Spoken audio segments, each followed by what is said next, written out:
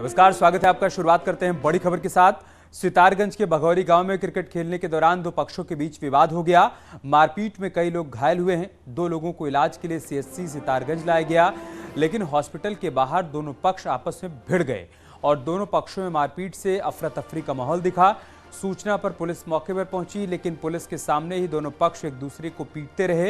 ये पूरा वाकया हॉस्पिटल के बाहर लगे सीसीटीवी कैमरे में रिकॉर्ड हो गया, जिसमें दोनों पक्ष आपस में मारपीट करते हुए दिखाई दे रहे हैं और लोगों के हाथों पर डंडे भी दिख रहे हैं। इधर पुलिस ने बताया कि दो पक्षों के 4 लोगों के घायल होने की सूचना मिली है। तो मैच के दौरान विवाद शुरू हुआ और उसके बाद जब दोनों पक्ष के लोग हॉस्पिटल पहुंचे, तब हॉस्पिटल के बाहर कैसे मारपीट हुई है वो भी आप देख सकते हैं। और इन सब के बीच हैरानी की बात यह है कि सूचना मिलने के बाद पुलिस टीम मौके पर पहुंची और पुलिस की मौजूदगी में भी दोनों पक्ष एक दूसरे के साथ मारपीट करते रहे। उम्र लगभग 27 वर्ष थी। जो चोटिल यहाँ पे आया था उसका यहाँ पे उपचार हमारे द्वारा किया गया। बाकी फर्दर इन्वेस्टिगेशन के लिए हमारे द्वारा से सुशीला तिवारी ले जाया गया था। बाकी इस बीच उसके दोनों पक्ष आमने सामने आ गए थे, जिन्होंने अस्पताल के बाहर थोड़ा बहुत उपद्रव कराया। लोग जो मरीज हमारे पास आया था उपचार के लिए, वो भगौरी का रहने वाला था। इधर मुख्यमंत्री ने अधिकारी, कर्मचारी, शिक्षक समिति के मेंबर्स के साथ मीटिंग की, जिसमें अलग अलग विभागों के सचिव भी शामिल हुए। इस मीटिंग में मुख्यमंत्री ने कई अहम बातें कहीं और निर्देश भी दिए। मुख्यमंत्री ने कहा कि कर्मचारियों को जो मुद्दे दिए गए हैं, जो मुद्दे हैं, उनके लिए एक समिति बनाई जाए ताकि तय वक्त पर मसलों का समाधान निकाला जा सके। मुख्यमंत्री ने कहा कि हड़ताल वाली सोच बदलनी होगी और बातचीत से मसले का समाधान निकालना होगा। मुख्यमंत्री ने कहा कि ट्रांसफर पॉलिसी प्रभावी बनाई जाएगी ताकि कर्मचारियों को ट्रांसफर के लिए सिफारिश न लगानी पड़े। मुख्यमंत्री ने अधिकारियों को निर्देश दिए कि विभागों में प्रमोशन वक्त पर किया जाए।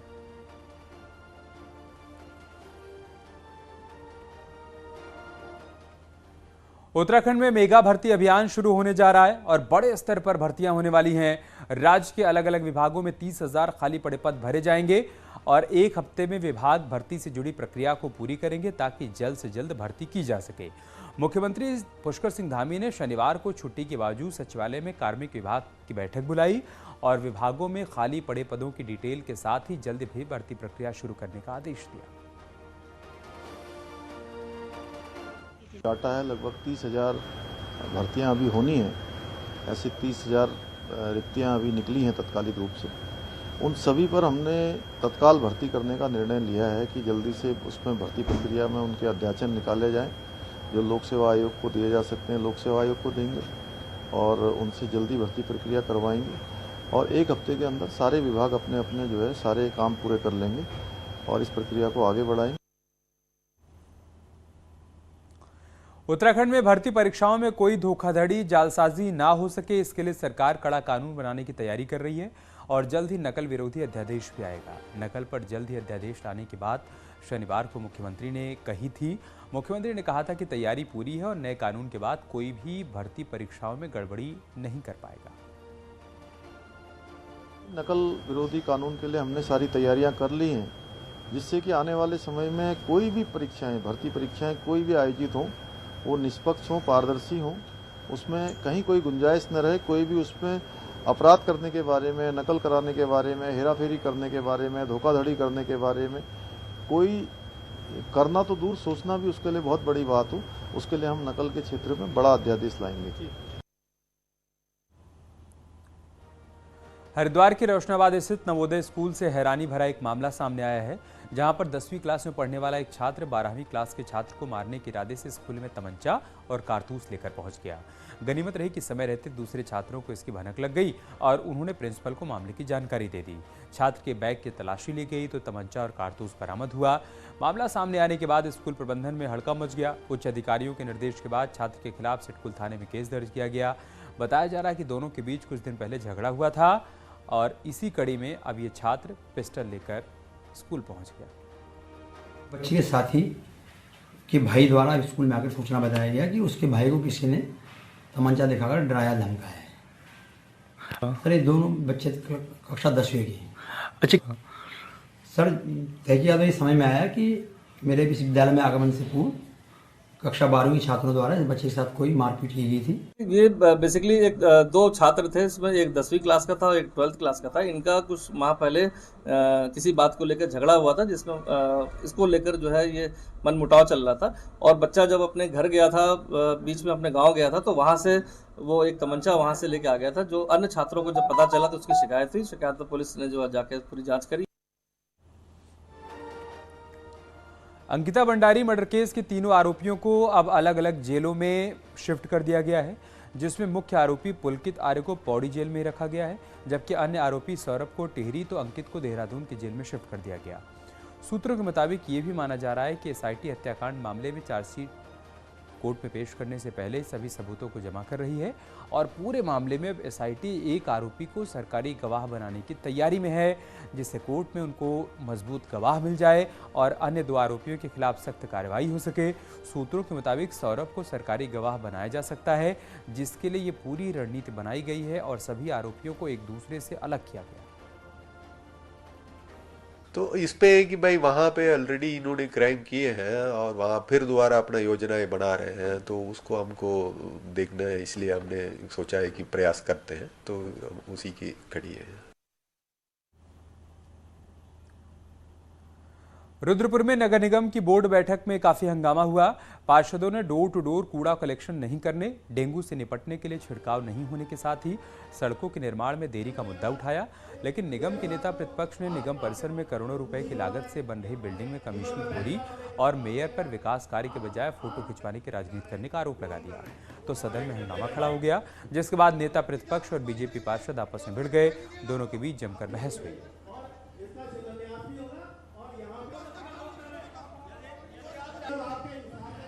हुआ है उस प्रस्ताव में इनके साइन है। अगर इनको इतनी आपत्ति थी तो इस पे क्यों उन्होंने इसको पास किया? नहीं करते पास बोर्ड ने। हाँ, कमीशनखोरी की जो बात कही है उस पे उनको चेतावनी देके छोड़ा गया है और अगर आइंदा करेंगे तो उन पे कानूनी कार्रवाई भी हम लोग करेंगे। 1.5 साल के अंदर कोई भी कूड़े गाड़ी के कोई भी समाधान नहीं करा पाया आज तक मेयर। हर वार्ड के अंदर जनता परेशान है, सफाई व्यवस्था को लेकर, चाहे सड़कों का मामला हो, चाहे शहर के लाइट का मामला हो, किसी भी तरीके से पूरी तरीके से नगर निगम फेल हो चुका है। भारत जोड़ो यात्रा को लेकर अल्मोड़ा के बाद देहरादून में कांग्रेस की मीटिंग हुई और यहां भी गिने चुने विधायक ही पहुंचे, जबकि हरीश रावत और प्रीतम सिंह हिमाचल में थे। अब सवाल यह है कि जब नेता मीटिंग में नहीं जुट रहे हैं तो भारत जोड़ो यात्रा में जुटेंगे या नहीं, ये सवाल बरकरार है। सोमवार को चमोली के माणा गांव से उत्तराखंड में भारत जोड़ो यात्रा शुरू होगी। यात्रा में नेताओं की भीड़ जुटे और संदेश जनता तक जाए, यही बात देहरादून में हुई मीटिंग में जिलाध्यक्षों और ब्लॉक अध्यक्षों को बताई गई। कांग्रेस भारत जोड़ो यात्रा के साथ जनता से जुड़ना चाहती है ताकि इसका फायदा 2024 में मिल सके, पर जनता को जोड़ने का प्लान बना रही पार्टी बड़े नेताओं को जोड़ नहीं पा रही। शनिवार को देहरादून में मीटिंग हुई। प्रदेश प्रभारी देवेंद्र यादव देहरादून में थे और हरीश रावत प्रीतम सिंह हिमाचल प्रदेश में। सभी सीनियर लीडर्स का इसके साथ सहयोग है। सभी सीनियर लीडर्स को आप देखेंगे कि अलग अलग क्षेत्र से उस यात्रा को लीड करेंगे। तो मुझे खुशी है कि जब भी कोई बात मुद्दा आता है, वो हो सकता है कि कोई हल्द्वानी से शुरू करेगा, कोई अल्मोड़ा से शुरू करेगा, कोई हरिद्वार से शुरू करेगा, लेकिन मुद्दा एक और कांग्रेस की जो सोच है उसको आगे बढ़ाने का काम हमारे पार्टी के सीनियर लीडर्स कर रहे हैं। कांग्रेस को मजबूत करना हो और पार्टी के बड़े नेता 5 मिनट बैठक के लिए वक्त ना निकाल सकें, दबी जुबान में यही दर्द हर कार्यकर्ता का है। हालांकि मौजूदा प्रदेश अध्यक्षों या पूर्व प्रदेश अध्यक्ष सबके साथ होने का दावा कर रहे हैं। कई प्रश्न लोगों के आए कि भाई शीर्ष नेतृत्व नहीं आ रहा। शीर्ष नेतृत्व है कौन? देवेंद्र यादव यहाँ है, मैं यहाँ उपस्थित हूँ, आधे से ज्यादा विधायक यहाँ उपस्थित हैं। कुछ लोग हमारे हिमाचल प्रचार में भी उनकी ड्यूटियों की 5-6 दिन के अंदर वोटिंग होनी है, तो निश्चित ये समझा जा सकता है। बीजेपी वाले दुष्प्रचार करते हैं। हिमाचल का मोर्चा भी संभालना पड़ेगा, उत्तराखंड का भी संभालना पड़ेगा, साउथ का भी संभालना पड़ेगा। अब हम कहेंगे कि सब यही होने चाहिए, तो और भी तो मोर्चे हैं। सभी मोर्चों पर सभी लोग लगे हुए हैं और ये पार्टी के सफलता के लिए बहुत आवश्यक है। उत्तराखंड में कांग्रेस की भारत जोड़ो यात्रा अलग अलग फेज में 2 महीने में पूरी होगी और यात्रा की सफलता इस बात से दिखेगी कि कितनी जनता जुड़ती है और कितने नेता जुड़ते हैं। देहरादून से न्यूज़ 18 के लिए दीपांकर भट्ट की रिपोर्ट। कांग्रेस के नेता उत्तराखंड के धार्मिक स्थलों से मिट्टी और जल लेकर भारत जोड़ो यात्रा में शामिल होंगे। कांग्रेस नेता राहुल गांधी कन्याकुमारी से लेकर कश्मीर तक पदयात्रा कर रहे हैं और इसी दौरान जब राहुल गांधी मध्य प्रदेश में होंगे तब उत्तराखंड कांग्रेस के नेता उन्हें मिट्टी और जल भेंट करेंगे और यात्रा वाली जगह पर उसी जल और मिट्टी से पौधे लगाए जाएंगे। माननीय राहुल गांधी जी को संबल प्रदान करने के लिए उत्तराखंड की तरफ से हमने निश्चय किया है कि जितने भी धार्मिक स्थान हैं वहाँ की जल और मिट्टी लेकर हम जहाँ पर भी रास्ते में प्रोग्राम के अनुसार देखा जाएगा वहाँ पर इस पूरी मिट्टी को और जल को ले जाकर उस यात्रा में हम सम्मिलित होंगे और वहाँ पर जाकर पेड़ लगाने का काम करेंगे।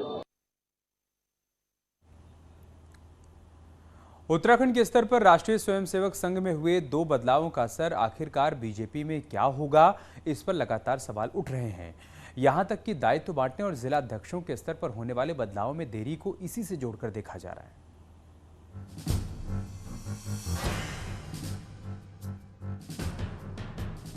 उत्तराखंड में राष्ट्रीय स्वयंसेवक संघ के 2 सबसे बड़े पदाधिकारियों की विदाई से बीजेपी के कई नेताओं के समीकरण बिगड़ गए हैं।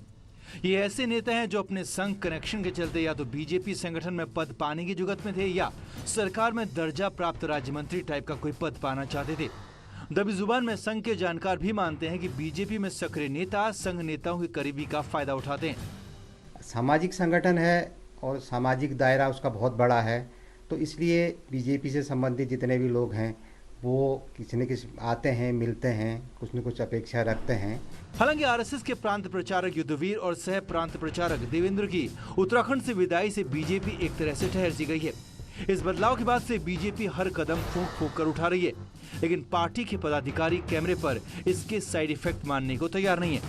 हमारे जो संघ के बड़े प्रमुख लोग थे वो और बड़े दायित्व पर उनका प्रमोशन हुआ है और गए हैं। ये हम सबके लिए भी बहुत सौभाग्य का विषय है और जहाँ तक बीजेपी और संघ का है इस पर किसी प्रकार का आपस में कुछ नहीं है। वो हमारा महत्वपूर्ण संगठन जरूर है, लेकिन वो एक सांस्कृतिक संगठन है, वो अपनी अलग गतिविधियां करती है। भारतीय जनता पार्टी अपना संगठन का अलग किस्म का काम करता है। भले बीजेपी के नेता साफ साफ कुछ भी कहने से बचें, लेकिन इतना साफ है कि सरकार या फिर बीजेपी में किसी भी पदाधिकारी की नियुक्ति संघ पदाधिकारियों की पसंद के बिना नहीं होती। ऐसे में संघ के उच्च स्तर पर हुए बदलाव का असर आने वाली नियुक्तियों में सब दिखेगा। हल्द्वानी से न्यूज़ 18 के लिए शैलेंद्र नेगी की रिपोर्ट। हरिद्वार में ज्वालापुर कोतवाली पुलिस ने पॉश सोसाइटी में चल रहे सेक्स रैकेट का भंडाफोड़ किया। यहां जूड्स कंट्री सोसाइटी में जिस फरोशी का कारोबार चल रहा था, सूचना पर पुलिस ने छापेमारी करते हुए मौके से 2 दलालों समेत 5 युवकों को गिरफ्तार किया। पकड़े गए 3 युवक हरिद्वार जिले के रहने वाले हैं, जबकि दोनों दलाल दिल्ली और पश्चिम बंगाल के रहने वाले हैं। छापेमारी की कार्रवाई में पुलिस ने देह व्यापार में धकेली गई 3 युवतियों को आजाद कराया। तीनों युवतियां पश्चिम बंगाल की रहने वाली हैं।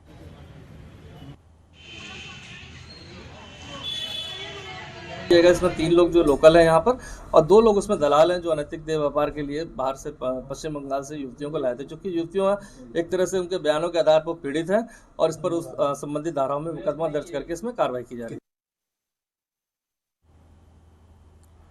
बागेश्वर पुलिस ने खुलेआम जुआ खेलते 10 लोगों को गिरफ्तार किया। बागेश्वर में जुआ सट्टा लगाने की शिकायत लंबे समय से आ रही है। पुलिस ने अभियान चलाया तो 10 लोग जुआ खेलते रंगे हाथों पकड़े गए। इनके पास से ताश की गड्डी और हजारों रुपए की नकदी मिली है। सभी आरोपियों पर जुआ अधिनियम के तहत मुकदमा दर्ज किया गया।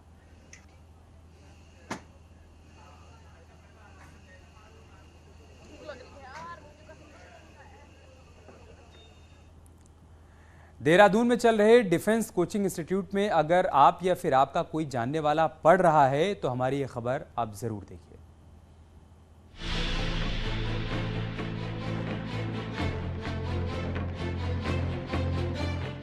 सेना में जाने का सपना पाले अगर कोई आपका अपना डिफेंस इंस्टीट्यूट में कोचिंग ले रहा है तो आपको सावधान रहने की जरूरत है। बाल अधिकार संरक्षण आयोग की टीम ने शनिवार को देहरादून के डिफेंस कोचिंग इंस्टीट्यूट में छापेमारी की तो ज्यादातर इंस्टीट्यूट्स के पास डॉक्यूमेंट्स ही नहीं मिले।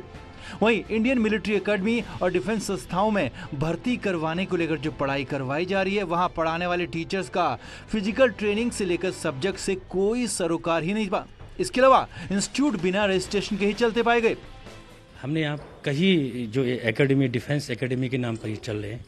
आपको मैं कह सकता हूँ कि हर मोहल्ले में कम से कम 2-2, 3-3 एकेडमी चल रही है और देश के बहुत दूर दूर से लोग, कई प्रांतों के लोग यहाँ पर शिक्षा के लिए बच्चे यहाँ पर आ रहे हैं, बड़ी उम्मीद के साथ आ रहे हैं। जब हमने इन स्कूलों का, इन एकेडमी का विजिट किया तो न इनके पास किसी प्रकार कोई मान्यता है, जीएसटी का नंबर लेकर के यहाँ पर स्कूल चला रहे हैं। वहीं जब इस पर डिफेंस इंस्टीट्यूट संचालकों से पूछा गया तो कुछ बगले झांकते नजर आए तो कुछ सफाई दे रहे हैं कि सभी डॉक्यूमेंट्स प्रोवाइड करा देंगे। मैम आई डोंट नो आप क्या मांग रहे हैं मुझसे, मुझे नहीं पता, प्लीज मत करिए, है ना, सच में मुझे नहीं पता। नहीं, ऐसा कोई आरोप नहीं है। मेरे पास बाल आयोग की जो टीम आई थी उसमें एक लेडी थी और 3 जेंट्स थे, एक उनका जो फोटोग्राफर था वो भी था। मेरे पास दुर्गा डिफेंस एकेडमी के मैंने उन्हें रजिस्ट्रेशन भी दिखाए हैं, बच्चों की फीस स्लिप भी दिखाई है। उत्तराखंड में सेना में जाने का सपना तकरीबन हर परिवार से जुड़ा कोई न कोई शख्स देखता है, तो ऐसे में बाल आयोग अब इस मामले में सख्ती दिखाता नजर आ रहा है, बशर्ते इसका कोई असर भी दिखे। न्यूज़ 18 के लिए देहरादून से भारती सकलानी की रिपोर्ट। कॉर्बेट टाइगर रिजर्व के कालागढ़ एलिफेंट कैंप में 3 नवंबर को गंगा हथनी ने दम तोड़ दिया। गंगा की मौत के बाद उसकी 7 महीने की बेटी खुशी अनाथ हो गई है। बताया जा रहा है कि हथनी गंगा 1 हफ्ते से बीमार थी, डॉक्टर्स की कोशिश के बाद भी उसे बचाया नहीं जा सका। अब हथनी गंगा की मौत के बाद खुशी के लिए मुश्किल की घड़ी आ गई है। हाथी के बच्चे करीब 1 साल तक अपनी मां का दूध पीते हैं, ऐसे में कॉर्बेट प्रशासन इसके लिए बाहर से दूध की व्यवस्था कर रहा है और उसका पूरा ध्यान रखा जा रहा है।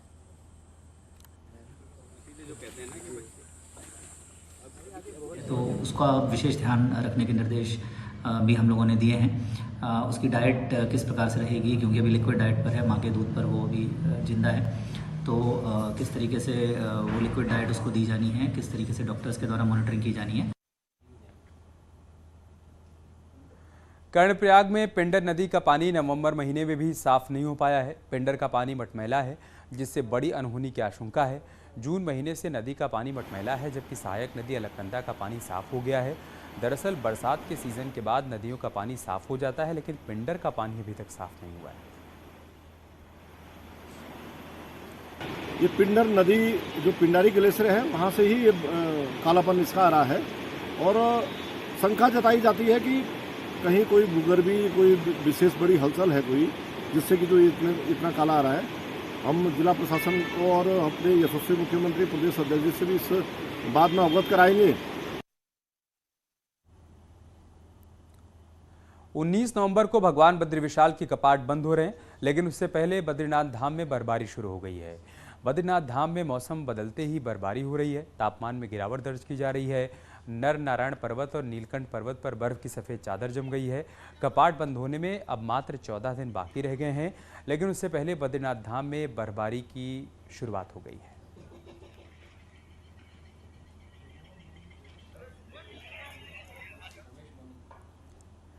नई नई योजनाओं के नाम पर पैसों की बर्बादी कैसे होती है, अगर ये किसी को देखना है तो ये रिपोर्ट देखिए।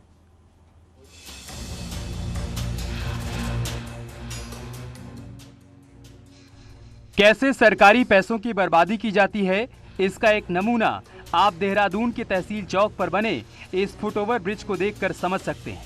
ये पुल तो बना था चलती रोड को आसानी से क्रॉस करने के लिए, लेकिन ये सिर्फ विज्ञापन लगाने के ही काम आ रहा है। इस पुल को साल 2015 में बनाया गया था और इस पुल को बनाने के बाद ही इसमें ताला जड़ दिया गया। तब से ये पुल आज तक बंद पड़ा है। अब जरा एक ऐसे ही और फुटओवर ब्रिज को देखिए। इस पुल को दून अस्पताल से जोड़ने के लिए बनाया गया था, जिससे बीमार बुजुर्ग लोग आसानी से अस्पताल पहुंच सकें, लेकिन बनने के बाद से ही ये पुल सिर्फ शोपीस बनकर रह गया है। नहीं, कोई इस्तेमाल नहीं है, परेशानी होती है हमें आने में जाने में। कैसे रोड क्रॉस करें बताइए आप। खुला ही नहीं, उधर से भी बन गया इधर से भी बन गया, खोला नहीं लोगों ने। हम तो परेशान है ना, बुढ़े आदमी। वहीं देहरादून के मेयर रहे विनोद चमोली कहते हैं कि ये पुल तो कांग्रेस ने बनवाए थे और मैंने उस समय भी इन पुलों को बनवाने के लिए मना किया था, क्योंकि यहाँ की सड़कें उतनी चौड़ी हैं नहीं। वहीं कांग्रेस का कहना है कि बीजेपी ने इन पुलों पर ताला जड़ दिया और विज्ञापन से सिर्फ नगर निगम अपनी कमाई देख रहा है। उस समय तत्कालीन कांग्रेस सरकार ने सीधे सीधे लोगों से अनुबंध करके और यहाँ पर 5 फुटओवर ब्रिज बनाने का उन्होंने निर्णय लिया था, जिसमें से एक फुटओवर ब्रिज तहसील चौक पर भी बना। मैंने उस समय भी कहा था कि देहरादून में सड़कों की चौड़ाई इतनी ज़्यादा नहीं है कि लोग फुटओवर ब्रिज से उसको क्रॉस करें। तहसील के ऊपर फुटओवर ब्रिज, उस पर आपने ताला लगाया हुआ है, किस काम का है वो? उसमें जब कोई चल नहीं पाता, और चलेगा क्यों जब आपने दोनों तरफ से उसको इस तरह से कवर किया हुआ कि उस 60-70 फुट चलने में अगर कोई महिला जा रही है, कोई लड़की जा रही है, उसके साथ ऊपर क्या हो रहा है कहीं दिखाई नहीं पड़ रहा है, उसको आपने ढक दिया क्योंकि आपको पैसा कमाना है विज्ञापन से। अब अगर इन पुलों की शहर में कोई जरूरत नहीं थी तो आखिर इन्हें बनवाया क्यों गया, और जब पुल बनकर तैयार हैं तो उन पर ताला जड़ने की जरूरत ही क्यों आ पड़ी। न्यूज़ 18 के लिए देहरादून से भारती सकलानी उनियाल की रिपोर्ट। रुक रहे हैं छोटे से ब्रेक के लिए, जल्द लौटेंगे कुछ और खबरों के साथ।